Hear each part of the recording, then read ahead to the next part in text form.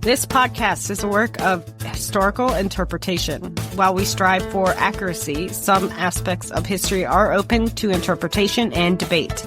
Thank you for listening. Welcome again to Time Tellers. Today's again, you didn't even start it yet. This episode is called The Shape of the South, How the Southern States Got Their Borders. Is this a real episode this time? Yes, this is a real episode. Whoa. A full episode. I am Renee, and over there, being sarcastic as always, is Dan. And there I introduced you. About time. When we look at a map of the United States, the borders of southern states seem permanent, etched in the parchment of time. But these lines weren't always there. They were drawn in sweat and ink, blood and law, war and compromise. From the twisting boundaries of the Mississippi River to the mysterious jogs and cuts along the borders of Texas and Oklahoma, the southern states have some of the most historically rich and fiercely debated lines in American history. So, on this episode, we are going to examine how the southern states acquired their current shapes. It's a story that begins long before the U.S. existed, back when European crowns played chess with the New World, and indigenous natives governed vast tracts of the land. It's a journey through colonial rivalries, Native American treaties, land grants, surveying blunders, Civil War secessions, and state disputes that spilled into courtrooms and occasionally bloodshed. Good, you want to keep your fingers. Good. Okay. I'm far enough away. I'm safe. You're not going to move to stop me. So we will travel from the Spanish-controlled Gulf to the Appalachian Divide, from the border raids of Texas to the invisible Mason-Dixon line. We'll explore the people who shaped these lines, the maps that lied, and the documents that held. Long before Georgia or Louisiana meant anything to settlers, the South was a quilt of vibrant indigenous nations. The Cherokee, the Choctaw, the Chickasaw, the Creek, the Seminole, not Seminole. Oh my Lord. This isn't pasta. Sorry, Right. I saw that E and for some reason. The Caddo, Natchez, and many others had complex territorial arrangements that rarely followed straight lines. Just talk about the only legal people in the country. These would be the original legal people. The only, actually. Original only. They're pretty synonym. Non-immigrants. Synonymous. Indigenous. Mm-hmm. They were here. Rivers, mountains, and trade routes determined their spheres of influence. Spheres? Long before Europeans set foot on the continent. What? You said spears. I said spheres. Oh. In the 19th century, Spanish explorers like Hernando de Soto stomped across this terrain in search of gold, claiming vast lands they scarcely understood. And the Fountain of Youth. That he was looking for that too. And those costumes, yeah. Probably every single explorer in history was looking for that. Yeah, but Christopher Columbus is the one that discovered America. That was sarcasm for anybody paying attention out there. Spain laid claim to Florida and much of the Gulf Coast, while Francis La Salle ventured up the Mississippi and laid claim to the Mississippi Valley, calling it Louisiana, well, actually Louisiane, in honor of King Louis. Which one? Sorry, I have to think about the Roman numeral for a second. 14th. King Louis XIV. I'm glad you can count. I know Roman numerals, but sometimes I have to, pause for a second and think. It's hard. The British, meanwhile, pushed in from the east, granting charters that extended, theoretically, to the Pacific. These overlapping European claims ignore native sovereignty entirely, and sowed the seeds of centuries of conflict. Fun little fact here. In the 1663 Carolina Charter, King Charles II granted land from the Atlantic Ocean to the quote-unquote South Seas, a vague term often interpreted as the Pacific Ocean. In other words, they didn't know what was beyond what they could see when the boats arrived, right?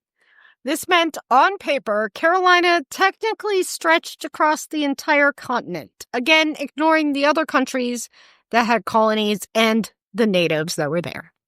They were there first. Yes. The indigenous trail systems, including the Natchez Trace and parts of the Great Indian Warpath, shaped out early colonial roads and later state boundaries. These paths became highways for traders and eventually settlers, reinforcing specific geographic lines. By the 1700s, the French, Spanish, and British empires had carved the South into contested colonial chunks. Florida changed hands between Spain and Britain multiple times. The Mississippi River became the central dividing line between Spanish Louisiana and British West Florida. Native tribes were caught in the crossfire, often moved or pitted against each other by imperial alliances. And we are not talking about the imperial, like Star Wars. Anyways, sorry. The British divided their southern holdings into the Carolinas and Georgia, with poorly defined western borders. The line between North and South Carolina was surveyed multiple times, often inaccurately, causing disputes that lingered well into the 1800s. They're not good with borders, especially north-south ones, are they? They meaning like British. us? British. I mean, yeah, look at Scotland and England. True. Yes. And Ireland. Yeah. Northern. Well, but at least that's its Ireland. own. Ireland and Northern Ireland are more of a unified country than Scotland and England ever were. Yeah. Yeah, but I have a feeling that borders changed quite a lot without looking into it over the history Scotland of more so. the British. I mean, And then there's just Wales. Hmm. Who cares about Wales? Where am I? I'm lost. You're in Pennsylvania. Thank you for that. You're in Erie. Some areas thought they were in North Carolina only to find themselves part of South Carolina a few years later after resurveying. Georgia's western boundary was originally the Mississippi River, but since Spain claimed the land to the west of Georgia, conflict brewed. Spain's refusal to recognize American claims to the Mississippi led to one of the first foreign policy crises of the new United States. Another fun little fact, the original boundary between Georgia and South Carolina was so disputed that the U.S. Supreme Court had to resolve a boundary dispute between the two states in 1922. The Carolina border dispute was partially resolved by what became known as the Wagstaff Line, a resurveyed boundary still debated today. The border shifted miles in some places, causing citizens to change voting precincts, taxes, and even states. The Wagstaff Line was also a significant development as it provided a more accurate representation of the border, but it also led to practical challenges for the affected citizens. There's a place, I can't even remember, where the house literally sits at like the dividing line. I can't even remember if this is between a state and state or like the U.S. and Canada. I can't. Well, I know there's the library in where's New Hampshire, Vermont, up that way where it's half in Canada. And Maybe half that's what I'm thinking of. And there's like literally a line down the middle of the like building. That must be what I'm thinking of. I mean, I'm sure there's some states where that ended up that way too. Yeah. After the Revolutionary War, the newly formed U.S. had to make sense of overlapping land claims. Georgia and the Carolinas held claims that extended to the Mississippi River, overlapping with territories claimed by the federal government and Native American nations. Because they are still here. They were already there. I digress. The Yazoo land scandal in Georgia was one of the most notorious land frauds in U.S. history. In 1795, Georgia's legislature sold millions of acres in present-day Alabama and Mississippi to land speculators in a corrupt deal. The fallout forced Georgia to cede its western lands to the federal government in 1802. In return, the U.S. promised to extinguish native titles to land within Georgia, paving the way for the Trail of Tears decades later. The Yazoo land scandal not only led to the loss of land for Georgia, but also had far-reaching consequences for the Native American nations and the future of the southern states. I was going to say something, and I forgot. I don't know what you were going to say. Something. Oh, well. The Mississippi Territory was carved out in 1798 from land claimed by Georgia, Spain, and the Chickasaw and Choctaw nations. Alabama was later created from this territory in 1819. I now remember what I was going to say. That was 1802, so a year before the Louisiana Purchase. That's what I was going to say. Can I go buy Louisiana? It was a deal. So was New York City, though. I mean. Yeah, that was a better deal. Not for the natives, though. In 1796, Tennessee became the first new state carved from the Southwest Territory. The Appalachian Mountains influenced its shape to the east and the Mississippi River to the west.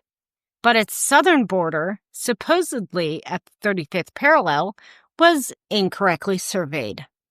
I'm thinking a theme here. Picking up on a theme. This error left Georgia without direct access to the Tennessee River and remains a source of quiet tension to this day. And I've heard this story because my parents used to live in Atlanta, Georgia, and I remember hearing about this when I was down there visiting, about that disputed border. The Tennessee-North Carolina boundary was also tricky to fix. In parts of eastern Tennessee, land grants issued by both North Carolina and Georgia overlapped, creating legal nightmares for settlers. Entire communities were unsure which jurisdiction they fell under, which could be a serious problem if they had, very opposite laws. Yeah. If one's a dry state and one's not, or, you can carry a gun, you can't carry a gun, that could be problematic. States can't say that. Georgia lawmakers here have in recent decades proposed resolutions to correct the boundary error and gain access to the Tennessee River. Tennessee politely declined. That's a fun little fact, and that's where I heard about it. They might have been trying it again when I went down to visit. Still not working. As America expanded westward, new southern states emerged with shapes determined as much by politics as by geography. Louisiana, purchased from France in 1803, entered the Union in 1812. The Mississippi River defined its shape, but also by legal wrangling with Spain over the neutral ground, a no man's land between Spanish Texas and American Louisiana. Mississippi and Alabama shapes were influenced by the need to create two balanced states, one for each side of the slavery debate. Their shared border, following the Tombigbee River and Meridian lines, was deliberately designed to maintain equal access to the Gulf course. And not coast. What did I just say? I don't know. A survey fluke shaped Arkansas's boot heel. The area was initially supposed to belong to Missouri, but settlers in the boot heel petitioned to join Arkansas instead, and Congress agreed. I don't know why they didn't want to be part of Missouri, but okay. I mean, they're both as bad.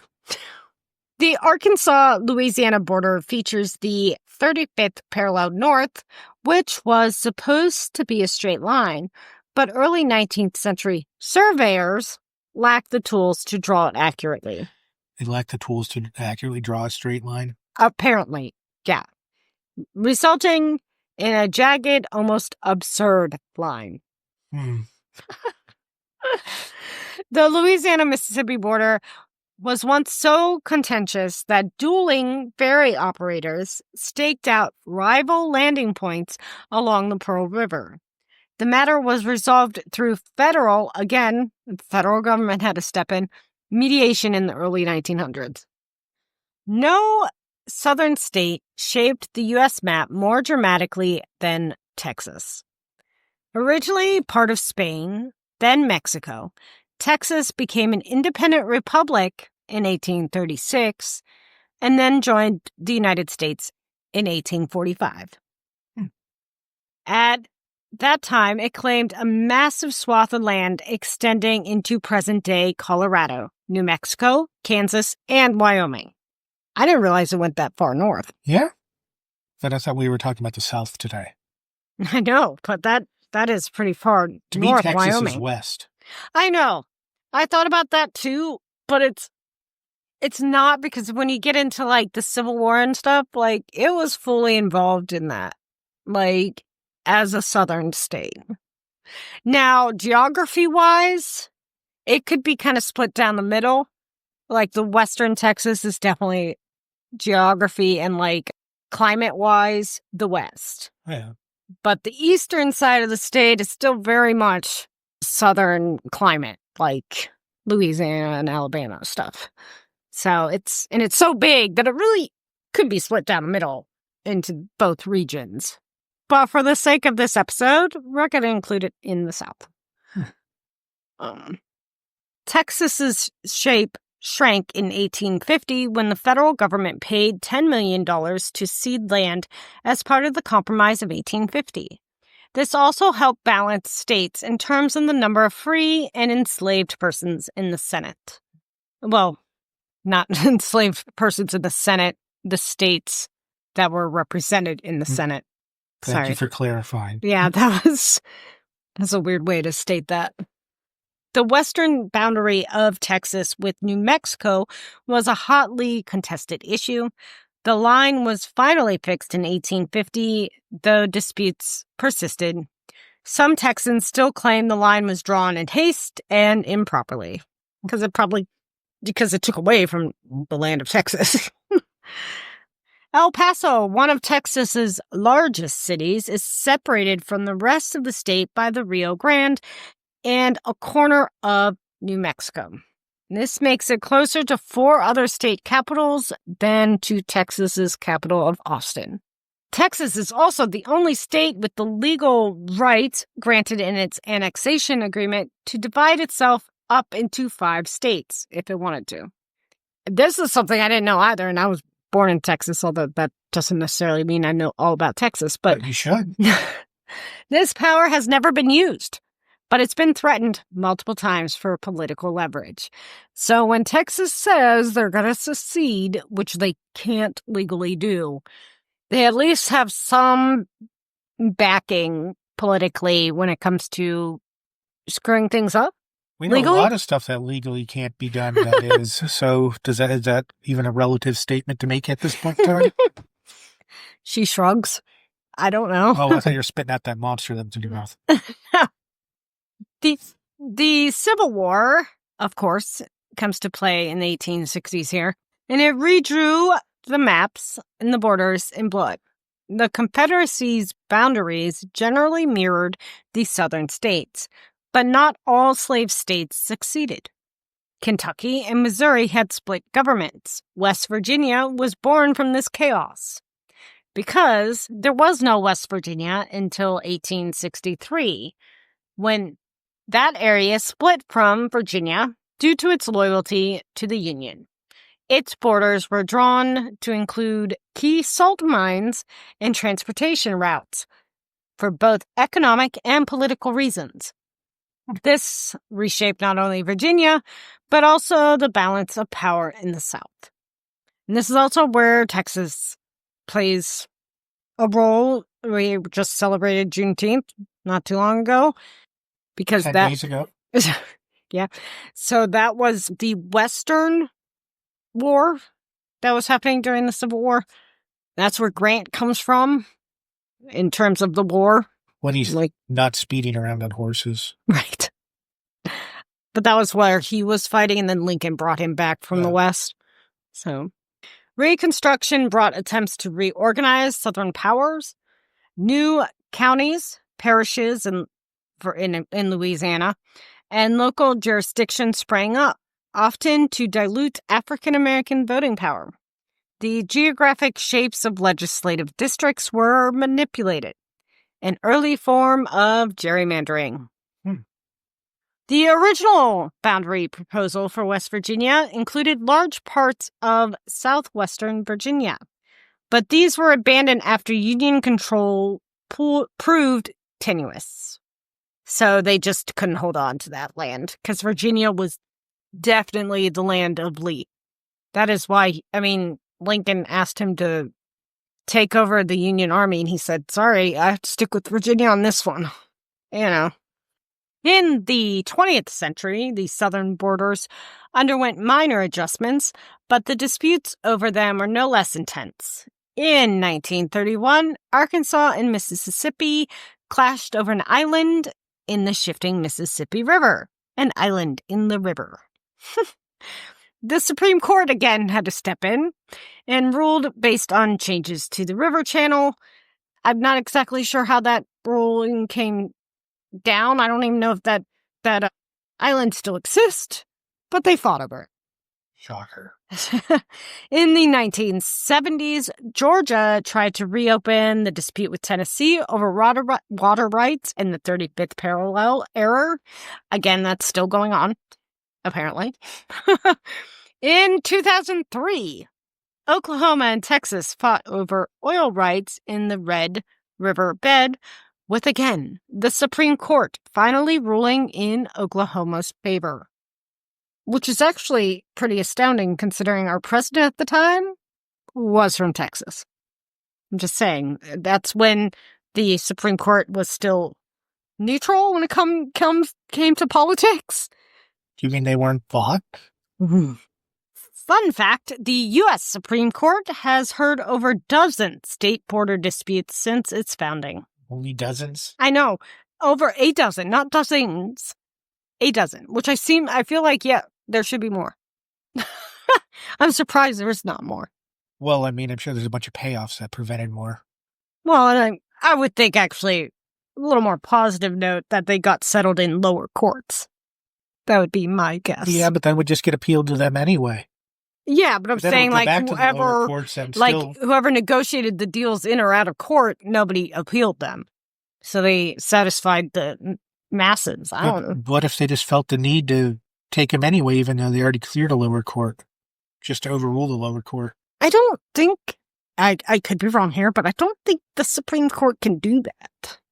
Unless it's a law that they deem unconstitutional. But I don't think they can just pluck up a case. It has to be brought to them. Now, they can arrange for it to be brought to them. But I don't think they can just be like, once again, look what Louisiana's doing over there in that fourth parish over there. Let's take a look there. And once again, unconstitutional is a very relative term anyway. Yeah. So, but even if it is, it isn't. Many of these involved southern states and old colonial charters. Yay, like the Magna Carta? Oh, wait, that was England. That was England. That was not. One quirky legend is the Nickajack region comprised portions of northern Alabama and southeastern Tennessee. Briefly discussed secession from the Confederacy during the Civil War, arguing that they had more in common with the Union than the Southern planter elite. But they obviously did not do that. Yeah. Because we could have had, like, northern Alabama or southeastern Tennessee states added. The four corners of the South, where Arkansas, Mississippi, Louisiana, and Tennessee nearly touch, was proposed as a regional trade zone in the 1940s, but that never materialized either. I blame Georgia.